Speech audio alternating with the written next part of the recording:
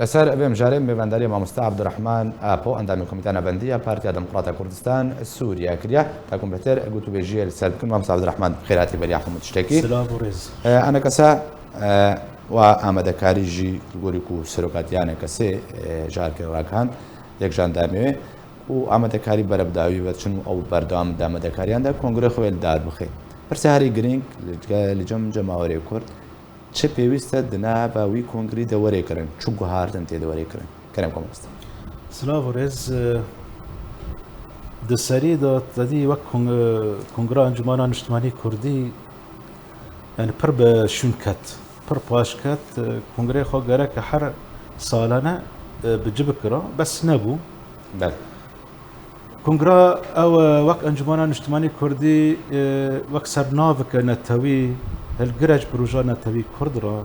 لە کوردستانە سووری تەواوی و لە هەمی کوردستانی بەشەکە هەلگرا پروژە نەتەوی کورد تشتن گرنگ ژێتێن خواستن بێ کۆنگرێ ئەنجومانە نیشتمانی کوردی یەک ژێ کوردستانە سووری دەڤەرەکە ئەنە یەکبوونێک جغرافی و دیروکی وەک گەلەی کورد لەسەر ئاردەی خۆ هەیە یان ji dîrîkê de dikişe heta reco Afrînê nequt qutiye yani gereke kongra Encumana Niştimanî Kurdî yani wek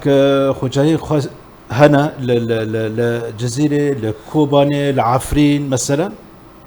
adin li deverê Babê jî hebin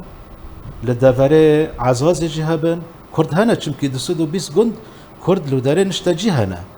يعني جرك الحلبة هبة يعني حتى كاربن يعني زانت دي زحمته بس حتى كاربة لجاي كردا لبيلات قيج هبة حردا برك كرد لي هنا جرك أنجمنا نشتماني كردي يعني الوداري خجاي خو بيدا بكي يعني واتما مستعد الرحمن قلت الدي خويا قرن أنا كسا يعني جغرافيا روجافاي كردستاني عندهم نرخا جهل نبجارتنا يعني كان نافشيك كان نافشه هنا نهتنا البجارتن بل عفرينه مثلا تدید بن داگیرکاری ترکیه دایا زحمت روشا دفرا عفرینه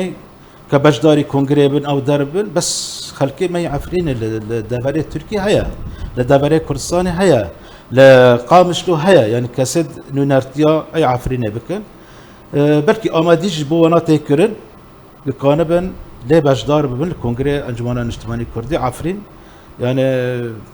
تبي کنگره نشتمانی أنجمنا نشتماني كردي كريا وباشك بيج كونغري بس مخابن تشتق أمدبن لحلبة نينا لمنطقة بابي نينا جرك الفان وان حرد برانا يعني هبه بيوستك جرك هبه از دخازم كونغري اي وريكرن وان شاء الله بسلامتي جي درباس به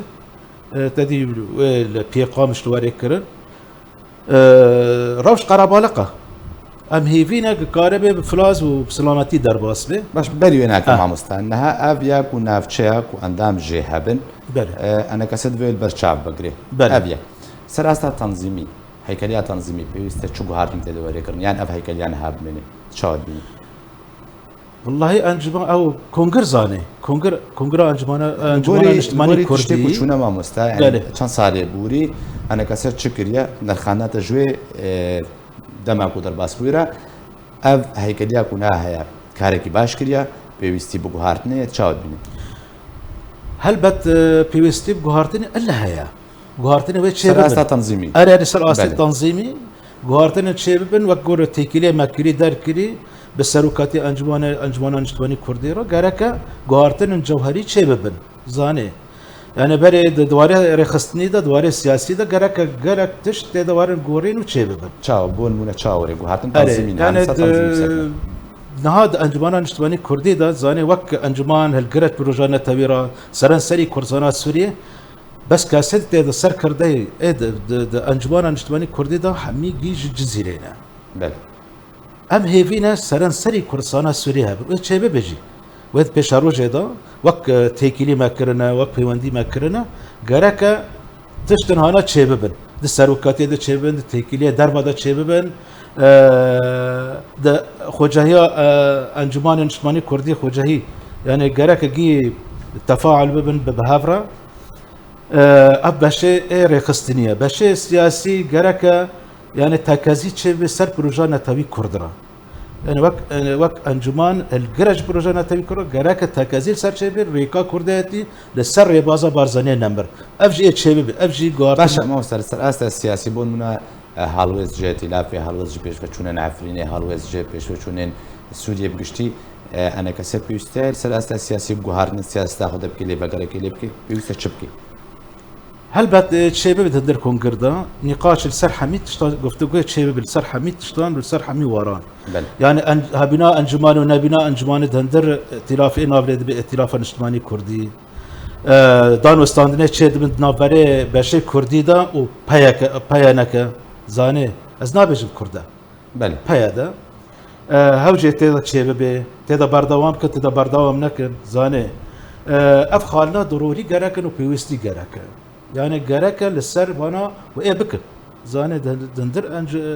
كونغريدا هفتش نايكي داوي مثلا برساك ويت شوري كرن زانياري اگر جم تحبل بس ما مستا يك جرش نويسان بجن بيش نيارا وكوكو بريس لمان اوسو يك جاندامي سلوكات يعني كسي قلت كول سر استا سلوكات يعني كسي هر دو سالا كونغري وريل دار خستن هر شش هيبه سلوك يعني كسي وري كوهارتن يعني سلوك كنوي جوري داني وبردف كيف فرمية أنا كسويت شبه يعني أف حتى شرادة كي جه رازي بوني يعني قوي دخوازين خلقي بتجيبك أف جوهرتن كو أنا كسر سر أست سرقاتي شكرنا يقولكم هم سيستمان بيجي أرى يعني برباشة وقتك بردف كي أنجمان هبي أفجي دخوازك ملت تبدأ يا بل يعني وقتها بلا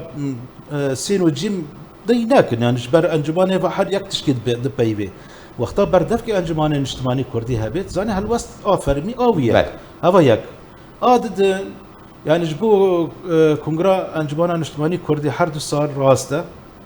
هفجي تقريبا يعني قرق وريكرن وان شاء الله وريكرن جيت زاني هفجي لبردا خازي ملته قلا هفجي شبابي شيء بس سروكي افجي اللي هفتكرنا يعني زاني قبل في الداري يعني تشتكى باشا شيء باوري جوهرتن تشاود بينفي بيش نيارا كوكادي ناز انا شيء زحمته يعني زحمته هنجي خو نقرتي قرك وري قوري نابي بآمن حر سالك وري قوري سروكاتي انجمانه ايوه باش بي باش ما مسترسر درباريان بيجن اكتيف كرنا رولا جوانا جواكي السيفيل ريخ خصنين السيفيل تيبتي جوان بله جنج يعني انا كساب حتى راديك باش رولا واد نبا انا كسيدا بهسكريان جي ريغري لتكره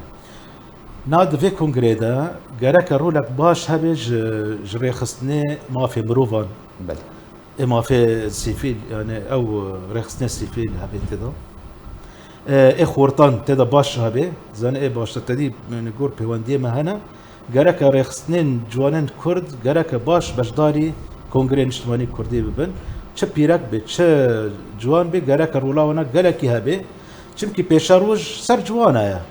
بله یعنی پیشاروج سر جوانه کرده وقتا بجدار نبن و کنگره دا هل بد گره که روله وانا گره کی تده هبه و آمده هیج بیت اشترا باش ما بس عبد الرحمن زانیاری چل جمته هنه درباره کو کنگر ویتی ده چه بیش بل هر جایی که تدنا و گوت نخوره تدگو وی چه بی وری پیوندیم يعني چه تشتك بروجكت نبانه کسی دهات یا گوتو بیش کرن چه پیش نیاره کات یا کرن کنگر دوری کرن ده هندر کنگر دا يعني جنبا اعتبارا جخورة شيء كرنا وقت انجوانا اجتماعي كردي قراك سرغاس لبن او تشنا زاني بل يكجي انه سركردي انجماني قراك الهمي دبرت كرسان سوري هبه يعني هذه بيشنا كرن وتو بيش كرن بيشنا كرن وايه بجيب بيجي ان شاء الله اوجي باشا الجم قال ايه رازي بينك خو هبه زاني ابيك ادن دواره رخصني دمگو بجداري جوانت كرد اتدا هبه اوجي جي رازي بينه ادن ايه بيركون زاني رخص ما في مروفان اوجي قالك بجدار بين بارتين دن پارتین هنگ پر هبه بدناوا پرابیم ناوا کی سه چهار پارتی بناوا کی بون خجودا کرن ناکا جودا کرن ده انجمن دا قاطر قبول کرن و اری کرن زانه وقتا که هزت کردی گشتک یعنی چه جواکی به چه رخصنی به چه دربه وقتا کی بشدار اندر انجمن بن هل بتشنی باش در کبن و باش در ببی ام هیوینا تشتن باش کنگر دواره چسباندن و کنگر جی باش ببین ان شاء الله جو پیشروجا کردی را جا پیشروجا کردستان سوریه را لسر مافی کردی وک ملت کل سر عرض خو يعني وقتها قلت نتا قشبيني كونغري انا كساب سركفتي بداعي وري والقوري دا خوازن جماوري انا جماور وعلي قرن انا كسبي از دبینم گلک باش ببین کنگر لدار کبه و سراس جهره میدان خو قالك سباس جبي مع مستا عبد الرحمن ابو اندامي كوميتانا بنديه بارتي ديمقراطيه كردستان سوريا كنت مربي قالك سباس